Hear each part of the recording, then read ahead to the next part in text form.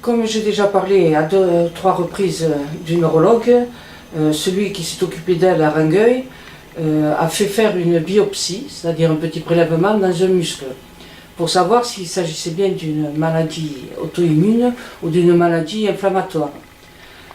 Il a fallu attendre quand même 12 jours pour avoir le retour puisque c'était à Paris que c'était envoyé, je crois que c'est à Pasteur. Mais au bout du 9e jour, ma fille s'inquiétait beaucoup. Elle dit, mais maman, si jamais c'est la myopathie. J'ai dit, écoute, on ne va pas faire des pronostics d'avance, on ne sait pas, on va attendre le résultat. Si c'est la myopathie, on fera avec. Et si c'est pas ça, eh bien, tant mieux pour nous, tu guériras, ça ira de mieux en mieux, je pense. Voilà ce que j'avais dit à ma fille. Je dois vous dire qu'elle ne pouvait toujours pas se lever du lit toute seule, se lever, s'habiller, manger, ni rien. Ni monter les escaliers, puisque comme j'ai dit, c'est moi qui l'ai monté au 4e étage sur mon dos. Et donc, on nous a annoncé que c'était une polymyosite. On a été à l'hôpital plusieurs fois par semaine, ensuite une fois par semaine, puis tous les 15 jours, et puis une fois par mois, et ça a duré des années et des années. Mais un soir, pendant la période qu'elle était à l'hôpital, j'étais en train pour me délasser, après mon passage pour aller la voir, je regarde un feuilleton à M6, c'était une des toutes premières chaînes à ce moment-là, enfin les premières années de cette chaîne. C'était un téléfilm, et ce téléfilm parlait d'un jeune homme qui était sportif, un footballeur, à qui on allait annoncer une très grave maladie. Ben oui, écoutez, à l'époque, il n'y avait pas toutes ces chaînes et tout ça, et voilà, les autres chaînes n'étaient pas intéressantes. Je me suis dit, ben, tant pis, je vais regarder ce téléfilm. Et le téléfilm, le scénario se déroule, le film avance.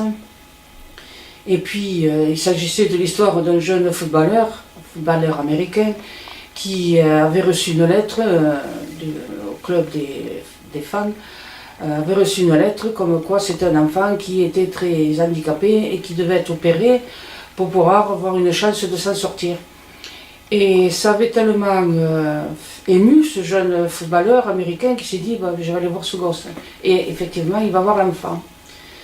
Puis, dans la semaine qui suit, il rate pendant un match, il rate une balle, il se comporte mal, il n'arrive pas à se relever comme il faut.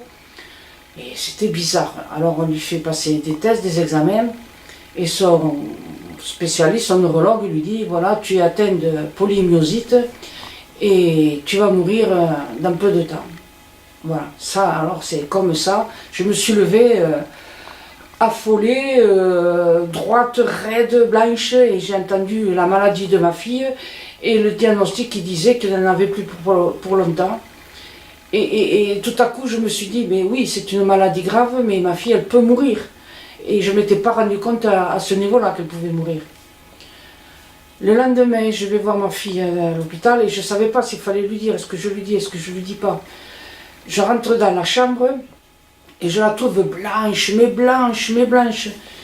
Elle tremblait presque. Et je dis, mais qu'est-ce que tu as? Et elle me dit, eh bien, ce matin, il y a un jeune qui est passé. Il a été voir la dame à côté, parce qu'encore à l'époque, on ne prenait pas des chambres particulières. Il y avait une personne âgée dans le lit à côté.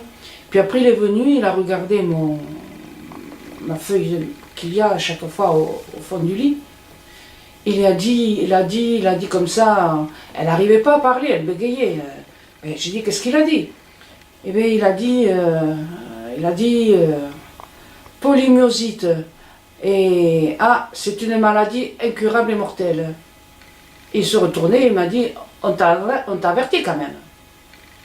Et bien sûr que non, on n'avait pas averti à ma fille, on lui avait jamais dit des choses comme ça. Voilà comment un carabin a flingué l'avenir de ma fille.